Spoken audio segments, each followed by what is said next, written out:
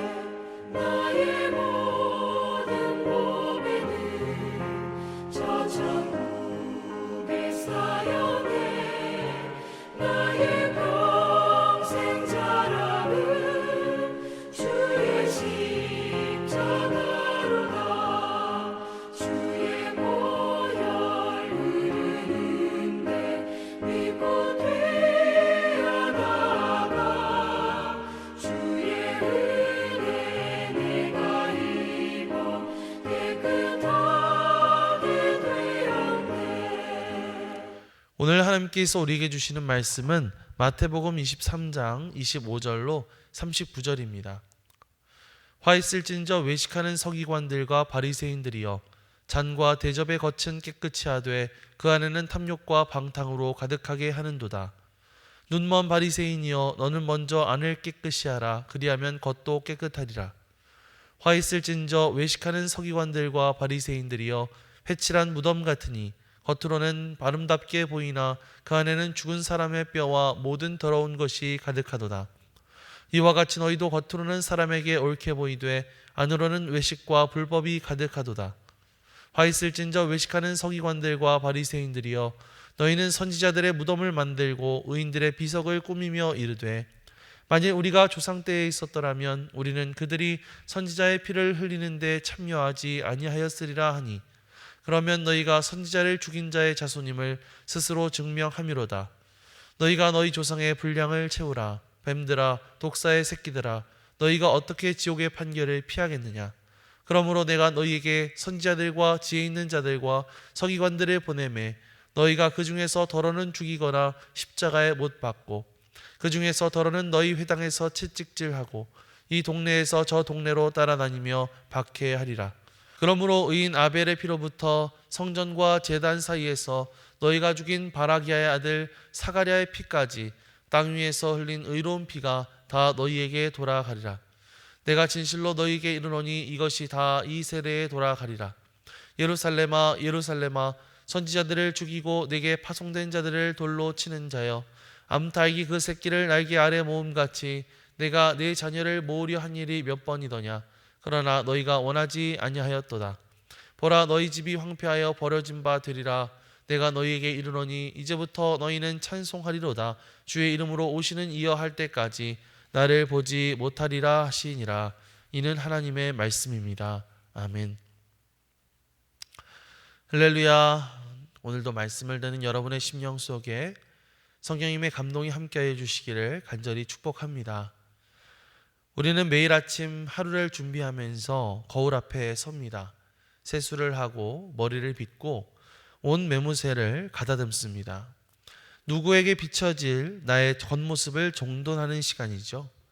이것은 사회생활을 하는 현대인들에게 있어서 일종의 에티켓이기도 하고 또 내 자신의 모습을 좋게 보이고자 하는 일종의 본능이기도 합니다.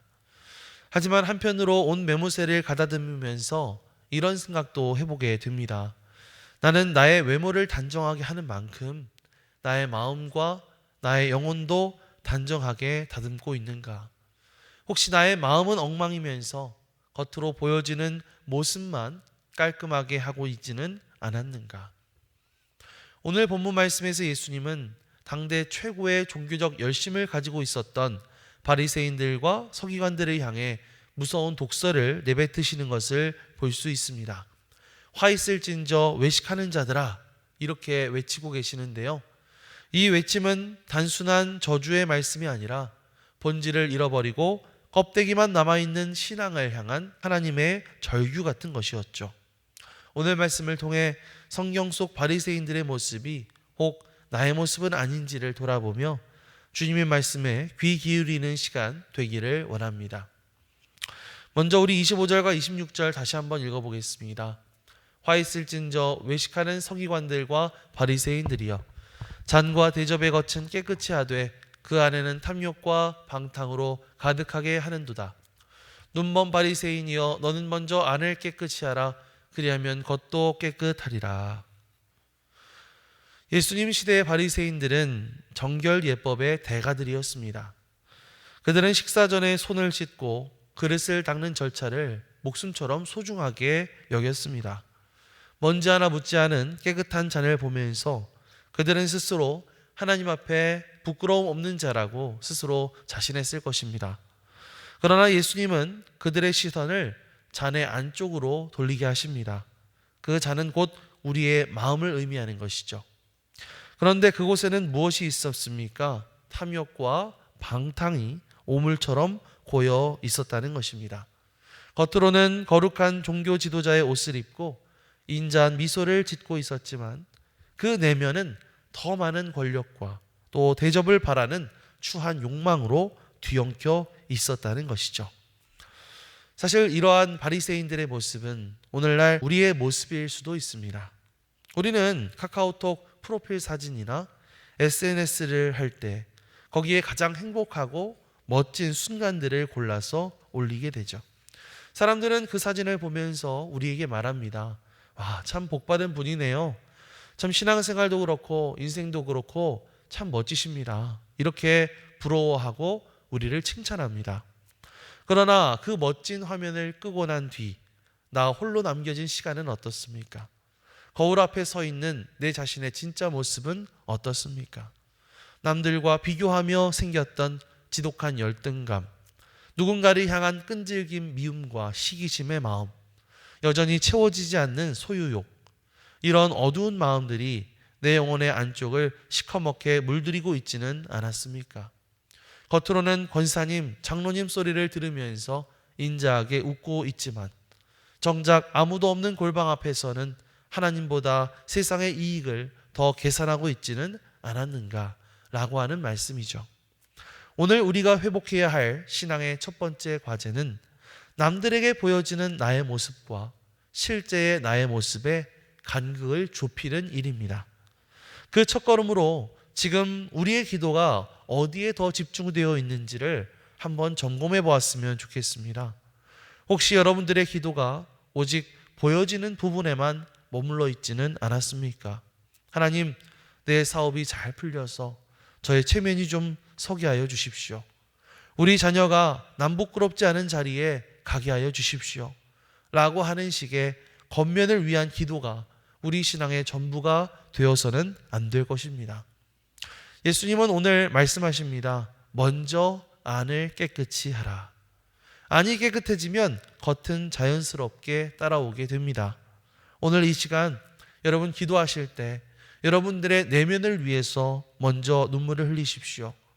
여러분들의 영혼과 성품을 위해서 가장 먼저 무릎 꿇으시기 바랍니다. 하나님, 남들에게 들키고 싶지 않은 내 안에 추악한 죄들이 있습니다. 이 죄들을 예수 그리스도의 보혈로 씻어 주시옵소서. 내 안에 정직한 영을 새롭게 하여 주시고 내 안에 메말라버린 자비의 마음, 사랑의 마음이 다시 흐르게 하여 주시옵소서. 이렇게 먼저 내면의 잔을 먼저 닦아내시기 바랍니다. 그렇게 될 때 진정으로 하나님께서 기뻐하시고 칭찬하시는 참된 믿음의 사람들로 설 수 있는 저와 여러분들이 되시기를 주님의 이름으로 간절히 축원합니다. 27절과 28절을 이어서 읽어보겠습니다. 화 있을진저 외식하는 서기관들과 바리새인들이여, 회칠한 무덤 같으니 겉으로는 아름답게 보이나 그 안에는 죽은 사람의 뼈와 모든 더러운 것이 가득하도다. 이와 같이 너희도 겉으로는 사람에게 옳게 보이되 안으로는 외식과 불법이 가득하도다. 예수님은 이 비유의 수위를 좀 더 높이십니다. 이번에는 무덤의 비유를 하고 계시는데요. 당시 이스라엘 사람들은 축제 기간에 행인들이 거기가 무덤인 줄 모르고 지나가다가 실수로 접촉해서 부정해지는 것을 막기 위해서 무덤 위에 하얀 석회가루를 뿌렸습니다. 덕분에 무덤은 멀리서 봤을 때 눈이 부실 정도로 하얗고 깨끗하게 보였죠. 하지만 여러분, 그 하얀 빛깔이 생명을 의미하는 것일까요? 아니죠. 그 눈부신 흰색 칠 바로 안에는 지금도 썩어가는 시신과 마른 뼈들이 가득합니다. 겉을 봤을 때는 생명의 색인 흰색을 띠고 있었지만 그 속을 보면 여전히 죽음의 자리인 것이죠. 예수님은 바리새인들이 사람들에게 옳게 보이려고 애쓰는 그 모습이 실상은 죽음의 냄새를 가리기 위한 하얀 석회가루에 불과하다고 무섭게 경고하고 계십니다. 문제는 오늘날 우리들의 신앙생활 가운데서도 이러한 회칠이 너무나 빈번하게 일어난다는 점입니다. 우리는 종교적인 행위라는 회를 칠하죠. 수십 년간 지켜온 주일 성수, 꼬박꼬박 드리는 11조와 감사 헌금, 빠지지 않는 성경 공부, 남들 보기엔 참으로 견고하고 아름다운 신앙의 모습처럼 보입니다. 그러나 정작 그 신앙의 엔진은 이미 꺼져 있을 때가 참으로 많습니다. 하나님을 향한 첫사랑의 설렘도 없고 이웃의 아픔을 보면서 흘리는 눈물도 메말라 버린 채 그저 직분자로서 성도로서의 체면을 지키기 위해서 습관적으로 움직이고 있는 그런 모습을 가지고 있지는 않았습니까? 사랑하는 성도 여러분, 우리들의 신앙이 이 회칠한 무덤처럼 되지 않으려면 어떻게 해야 할까요? 우리가 하고 있는 이 모든 신앙적 활동, 종교 활동 속에 하나님을 향한 사랑이라는 생명이 흐르고 있는지를 정직하게 확인해 보아야 합니다. 지금 여러분들이 드리고 있는 이 정시매일 예배도 단순히 오늘도 내 경건의 의무를 했다라고 하는 자기 만족을 위한 그런 회칠은 아닌지, 만약 예배를 드리고 나서 곧바로 내 옆에 있는 사람들을 함부로 판단하고 정죄하거나 또 집에서 자녀들에게 억압적인 말을 쏟아붓는다든지, 운전 중에 끼어드는 그런 무례한 차를 향해서 쉽게 저주를 퍼붓는다든지, 우리가 만약에 이렇게 행동하게 된다면 우리가 하나님 앞에 드린 예배는 그저 죽은 뼈를 감추는 석회가루에 불과하다라는 사실입니다. 오늘 구체적으로 이렇게 실천해 봤으면 좋겠습니다. 첫 번째로 의무를 사랑으로 바꾸어 보는 것이죠. 오늘 누군가에게 만나서 인사를 건넬 때에 그냥 인사하는 것이 아니라 주님이 이분을 얼마나 사랑하실까 라고 하는 그 진심을 담아서 한번 전해 보시기 바랍니다. 두 번째로 가면을 벗는 용기를 내보시기를 바랍니다. 우리가 서로 교제할 때 나는 아무런 문제가 없다, 우리 집은 늘 평안하다, 이런 완벽한 모습만 보이려고 애쓰는 것이 아니라 다른 사람들 앞에 과감하게 나의 연약함과 실패를 조금씩 나누면서 주님의 도우심을 구하는 것입니다. 그렇게 될 때 우리 안에 있는 무덤의 입구가 열리게 되고 그곳에 생명의 빛이 들어오게 될 줄 믿습니다. 세상은 우리의 겉모습에 속을지 몰라도 하나님은 우리의 중심을 보시는 분이심을 기억하면서 오늘 하루 참된 진실함으로 주님과 동행할 수 있는 저와 여러분들이 되시기를 주님의 이름으로 간절히 축원합니다. 우리 마지막으로 37절에서 39절 말씀을 읽어보겠습니다. 예루살렘아 예루살렘아 선지자들을 죽이고 내게 파송된 자들을 돌로 치는 자여, 암탉이 그 새끼를 날개 아래 모음같이 내가 네 자녀를 모으려 한 일이 몇 번이더냐. 그러나 너희가 원하지 아니하였도다. 보라, 너희 집이 황폐하여 버려진 바 되리라. 내가 너희에게 이르노니 이제부터 너희는 찬송하리로다. 주의 이름으로 오시는 이여 할 때까지 나를 보지 못하리라 하시니라. 아멘.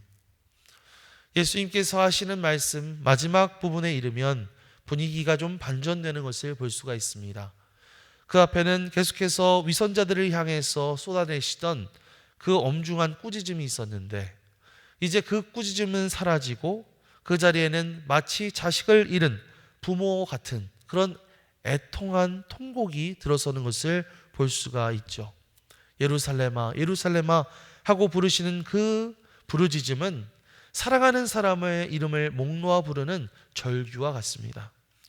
여기에서 예수님은 자신을 암탉에 비유하고 계시는데요, 여우가 나타나서 그 새끼들을 위협할 때 자신의 깃털이 뽑히고 자신의 목숨이 잃을지언정 그 새끼들을 날개 아래로 밀어넣어 보호하는 것이 암탉의 본능인 것이죠. 주님은 그러한 바리새인들의 독설과 위선, 모든 오물 같은 죄악에도 불구하고 이 암탉과 같이 그들을 품고 싶어 하셨다는 것입니다. 문제는 주님이 그들을 모으려고 하지 않으신 것이 아니라 우리가 주님을 원하지 않았다는 것이 문제죠. 주님의 날개보다는 우리가 스스로 쌓고 있는 성벽이 더 안전하다고 믿었기 때문에 어느새 우리가 주님을 거부하고 있었다는 것입니다. 우리는 그동안 내 힘과 내 실력으로 버티는 것이 더 중요하다고 생각하면서 살았습니다. 그러다 보니 주님의 날개 아래로 들어가는 것, 주님께 도우심을 요청하는 것이 마치 나약한 모습인 것처럼 생각하면서 꺼려했습니다. 기도를 하기는 했지만 정작 마음 깊은 곳에는 주님을 의지하는 마음 대신에 내가 가지고 있는 돈이나 인맥이나 내가 쌓아온 어떤 경험이나 경력, 이러한 가짜 날개를 더 신뢰하면서 살고 있었다는 것이죠. 하지만 사랑하는 성도 여러분, 세상이 주는 그러한 보호막들은 바람 한 번에 날아가 버릴 황폐한 집일 뿐입니다. 오직 주님의 날개만이 결코 무너지지 않는 영원한 피난처가 되어주시는 줄 믿습니다. 그래서 오늘 주님은 우리에게 그 가짜 날개를 접고 진짜 주님의 품으로 들어오라고 말씀하고 계십니다. 주님의 날개 아래 거한다는 것은 내 삶의 통제권을 온전히 주님께 내어드린다는 것을 의미하죠. 주님, 제가 그동안 제 힘으로 내 인생을 지키고 방어하려다가 참 여러 가지 너무나 지치고 상했습니다. 이제는 내 고집을 꺾고 주님의 날개 아래 숨기 원합니다. 나를 품어 주시옵소서. 이러한 고백이 터져나오게 될 때에 세상이 줄 수 없는 참된 안전과 평안이 우리 가운데 시작될 줄 믿습니다. 오늘 하루 세상의 차가운 평가와 근심이라는 그 바람을 피해서 주님의 따스한 날개 그늘 아래에 참된 안식을 누리게 되시기를 바랍니다. 우리가 그분의 사랑 안에 온전히 거하게 될 때에 우리의 삶은 더 이상 겉만 화려한 무덤이 아니라 생명 가득한 거룩한 성전이 될 줄 믿습니다. 매 순간 주님의 음성에 민감하게 반응하면서 껍데기뿐인 신앙을 버리고 본질적인 생명의 길을 걸어갈 수 있는 저와 여러분들이 되시기를 주님의 이름으로 간절히 축원합니다. 아멘. 기도하겠습니다. 사랑과 은혜가 풍성하신 하나님, 오늘 말씀을 통해서 겉모습만 단정하게 하여 살아왔던 우리들의 위선적인 모습을 다시 한번 돌아보게 하심에 감사를 드립니다. 우리의 잔의 겉면만이 아니라 마음속 깊은 곳까지 예수 그리스도의 보혈로 깨끗할 수 있도록 우리를 씻어 주시옵소서. 형식과 의무에 머물렀던 우리의 신앙을 새롭게 하여 주셔서 사랑과 생명이 흐르는 참된 믿음으로 우리를 회복시켜 주시고 우리의 힘과 세상의 보호막을 의지하던 마음을 내려놓고 주님의 날개 아래 거할 수 있는 겸손한 믿음을 허락하여 주시옵소서. 그래서 오늘 하루 우리의 삶이 주님과 함께하는 생명의 신앙으로 드러나게 하여 주시옵소서. 감사드리며 예수 그리스도의 이름으로 기도드리옵나이다. 아멘. 하늘에 계신 우리 아버지여, 이름이 거룩히 여김을 받으시오며 나라가 임하시오며 뜻이 하늘에서 이루어진 것 같이 땅에서도 이루어지이다. 오늘 우리에게 일용할 양식을 주시옵고 우리가 우리에게 죄 지은 자를 사하여 준 것 같이 우리 죄를 사하여 주시옵고 우리를 시험에 들게 하지 마시옵고 다만 악에서 구하시옵소서. 나라와 권세와 영광이 아버지께 영원히 있사옵나이다. 아멘.